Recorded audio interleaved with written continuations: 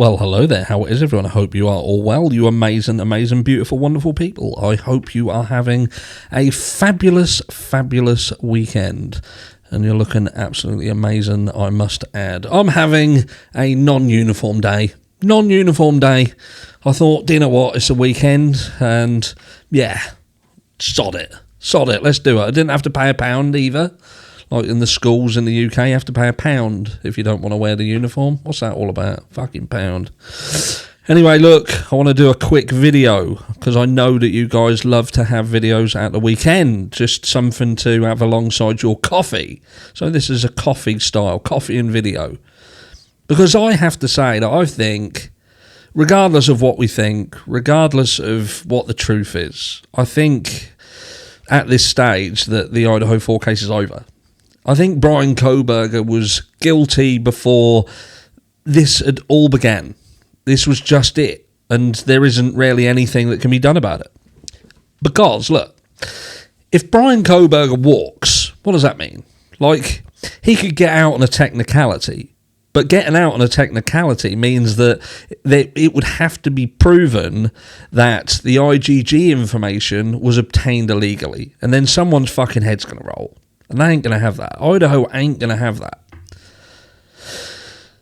They could prove that the car's not his, but then they've got to prove whose car it was. All this sort of situation. All of the stuff that we see in Exhibit A, you know, this PCA excerpt.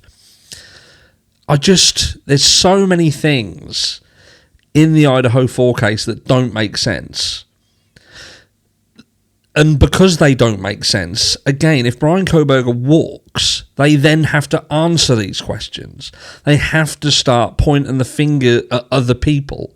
And I don't think Idaho has the stones to do that. I don't think they have what it takes to start looking elsewhere.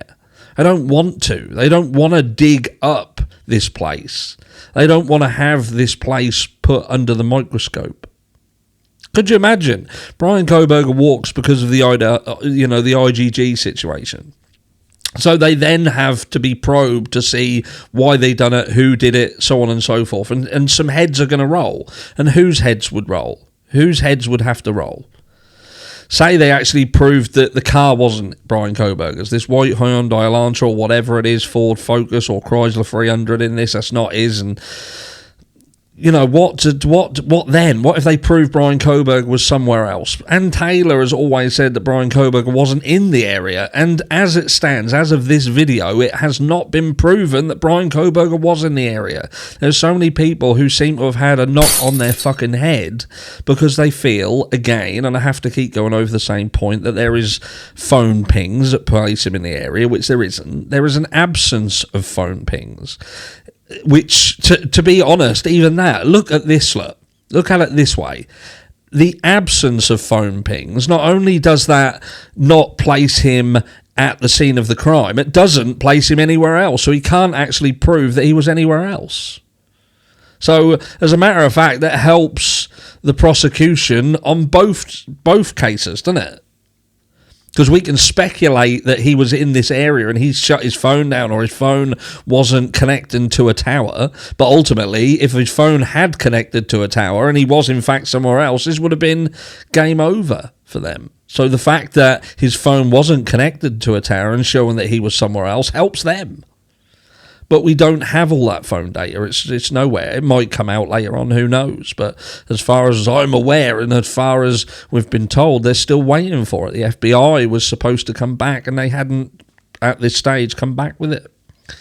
There was parts and a video and stuff that Ann Taylor is supposedly waiting for, and they haven't come back with that. We know that there's been 11 supplementary requests for discovery. A year down the track. So many things point to a weak case. We've got this knife sheath situation, which seems to be like what most people who are in the Bryan Kohberger's guilty camp are resting their laurels on. That's the thing. Why is his DNA at the scene of this crime? Well, the same as why many people's DNAs have been in the scene of crimes across the years but didn't do this. Because touch DNA, transferred DNA can be touched and transferred from person to person, item to item, person to item, and it doesn't really mean anything. The knife sheath could have been planted. And again, if Brian Kohberger gets found innocent and it's not through a technicality, then again, someone's then got to explain how the knife sheath got there. And then they're going to start trying to push, well, it could have just got there any old how. Do you know what I mean? Then our argument is going to become their argument, and they'll show how weak it is. But I can't see Brian Kohberger walking from this, because I feel that the only way he can walk from it is on a technicality. And I don't think Ann Taylor has what it takes to walk this through a technicality win. I just don't. I don't trust her. I wish I could, but I don't. But if Brian Kohberger was to walk, there's going to be two situations, and that is that Brian Kohberger walks, and then Idaho has another shot at the bullseye, which they've basically alluded to in the last court hearing. They said if he walks, they're going to go back after him, and they're going to keep going and keep going and keep going, which is, to me, is confirmation bias right there. That proves that they don't want to listen to anything else. They just feel that they've got their man. But if they're so certain that they've got their man, 100% certain, then why haven't they shown something that seems to shut Ann Taylor up, to stop her being able to say there is no connection? There's no connection between my client and your victims. Why is she able to say that? If there is an ace in the hole, if there is something in the background, Ann Taylor should know that by now. And seemingly she just doesn't. And that is a strange position to be in this far down the track. But if he walks and it's on a technicality, what are people going to do? Say he then walks again. What, do we just concede that Brian Kohberger was guilty all along, but the way in which we got to the result, there's no way around it. He's a guilty man, but he got away with it. Are people going to be happy with that? What's going to happen to Brian Kohberger then? But just say that you've got the other side of the fence, and that is that people conclude that he just didn't do it. Law enforcement and the operation fucked up. They got the wrong person. Maybe they were tipped off. They took someone's advice and it fell on the face. They tried to reverse manufacture a case and it failed. But then what are people going to do? Are they going to start looking at other people? Are they going to be side-eyeing the likes of Dylan and Bethany? Or are people just going to conclude that, well, we just have to walk away? It is what it is. We're never going to know. We're never going to conclude what happened. We're never going to be able to prove anything. Are people going to then start considering the fight at the fraternity? Are they going to conclude that Xana and Ethan were the targets and Kaylee and Maddie were just collateral damage? A lot of things have to be considered in the event of Brian Kohberger walking. There would be so many, in my opinion, there would be so many things that Idaho has to consider would happen that they are just hell-bent on making sure it doesn't. And I don't think they even care about anything else anymore. This isn't even about justice. This is about protecting Idaho. Protecting the University of Idaho, protecting their image, protecting their revenue stream, and fuck everything else. If Brian Kohberger had 100% done this crime, 100%, without a doubt, without a shadow of a doubt, and they've got the right man, why is Ann Taylor at this stage still in a position where she can confidently say, my client just can't see how he got here? Or is she just pushing the fact that she's sure the IGG information was obtained illegally, and that's just, she's got a dog with a fucking bone, and that's what she thinks going to win this case for her? Because if that's right, then she's going to come unstuck somewhere along the line, because this is Idaho. This is everybody's connected. The interconnectedness of everybody. And they're not going to want this guy to walk. They're not going to want him to walk away. He's got no alibi. He's clearly placed himself in a position where they know he's got no alibi.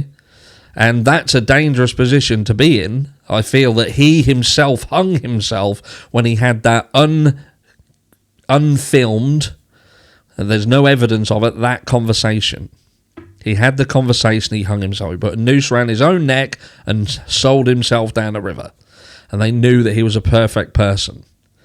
And if this was done by somebody else, and this was, say, a fraternity fight that spiraled into utter chaos, and that's what it is. It's not likely to happen again. And no one's going to talk about it. No one's going to say a fucking thing. Nobody. Because money protects money. Powerful people protect other powerful people. There are always benefits. People always benefit. Look at, again, I mentioned this yesterday, was it Wednesday or Thursday? I mentioned the Madeleine McCann case and the Tapper 7. Look at the Tapper 7. Nobody said a fucking word. Nobody said a word. Money protects money. Powerful people protect powerful people. And too many people are going to be placed at risk if Brian Kohberger walks. And that's why I think this is done. This is done deal. And we're just delaying inevitability. And Ann Taylor is resting her laurels on too many weak arguments, weak things, such as the IGG information and being obtained illegally. She's got to prove that shit. She's got to try and get around it, and I just don't think she can. If she could, she would have done by now. And we all know that the FBI are fully behind Idaho because of how they handled Vargas and all this situation with the IGG situation. You know, they don't want anybody probing that. They don't want that hornet's nest to be yoink. Let me know what you feel down below. Again, even if you're in camp Brian Kohberger may be innocent, or you're in camp Brian Kohberger is absolutely guilty. And look, if you feel that Brian Kohberger is absolutely guilty, I had a comment the other day and it just drove me insane. It was talking about Brian Kohberger cleaning his car with bleach at 4 a.m. and saying it's all in the PCA about Brian Kohberger cleaning his car. Fucking hell, man. Are we really doing this? Are we really doing this?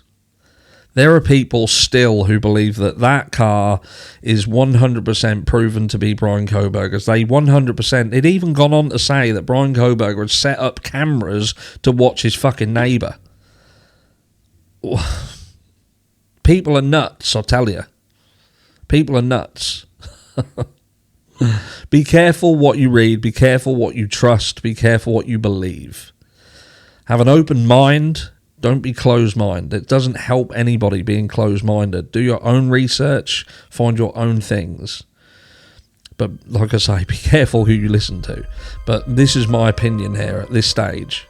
My opinion is that Brian Kohberger, in the eyes of Idaho, was guilty right from the start. He placed himself in a position that made him guilty.